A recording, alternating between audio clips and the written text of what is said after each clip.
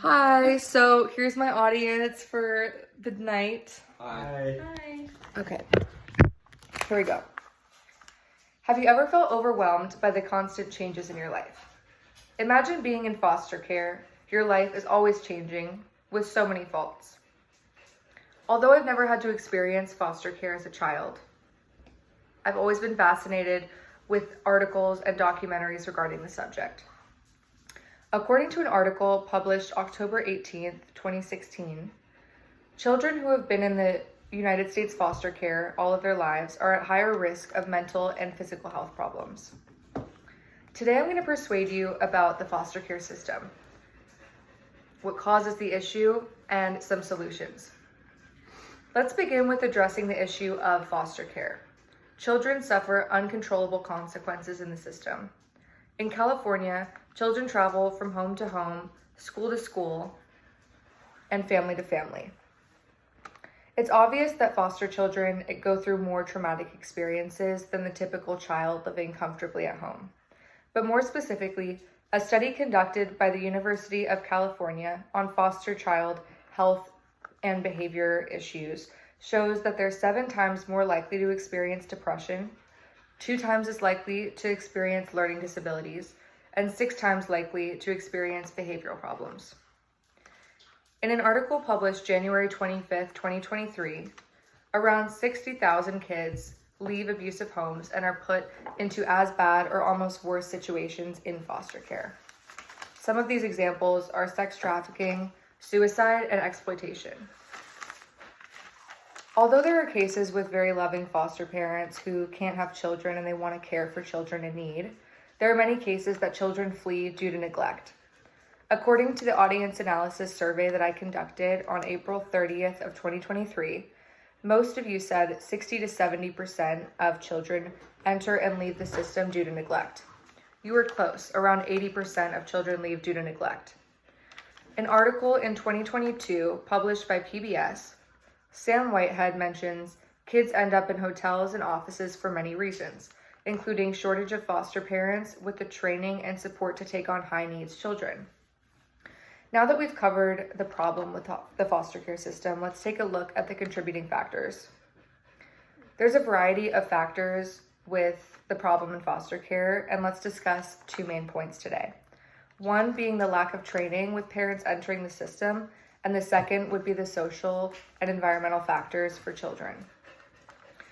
Some might assume that parents go into the foster care system to love a child in need, which is the case in some situations.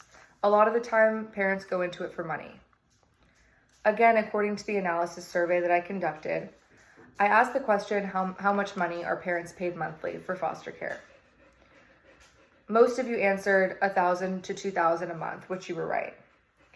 Money is the main focal point for a lot of these homes, which leads to the fact that children are left in an unsafe environment when typically the money isn't even spent on them. LA Times writes steps to becoming a foster parent. They mention questions that we should ask parents, such as, do you have the space in your home to foster a child? Are you ready for the uncertainty of their stay? The problem is that children aren't asked these questions. They aren't asked if they're comfortable with the uncertainty of their stay or whether they have enough space in the home for them. Children not only face problems family-wise, but they face academic and social problems as well.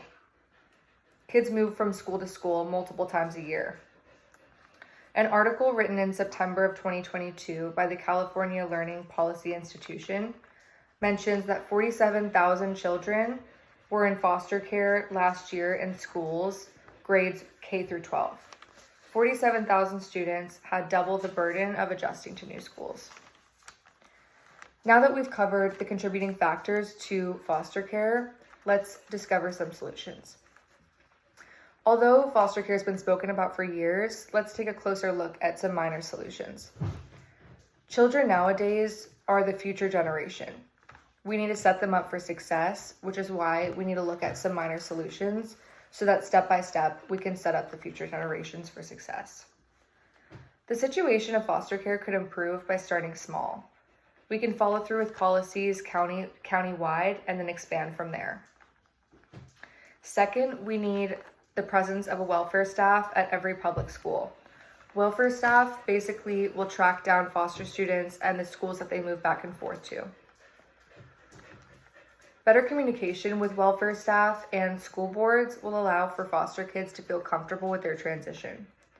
According to the Learning Policy Institute article, Foster Ed's education model in Santa Cruz utilized welfare staff in all of their schools, which actually brought up the foster children's GPAs and attendance. Lastly, according to the audience analysis survey, one of you said there should be more strict processes for parents to enter the system. For this to happen, we need to pay more to officials, government officials who are in the care system. The more money we have, the more money will be put into these training programs. Lastly, we need to protest in counties or contact school boards and educate them more on the foster care system, because little do most of us know there are so many foster kids transitioning and they need a more comfortable situation in their everyday life. In conclusion, today we discussed the faults of the foster care system in California in 3 steps. 1, explaining the issue. 2, explaining the contributing factors. And finally, ways that we can help. It's important to note that children today are the future. We need to cultivate them with as much care and attention as possible. Hopefully now you feel more educated on the subject, which will allow you to help improve the situation as best as you can. Every step counts at the end of the day.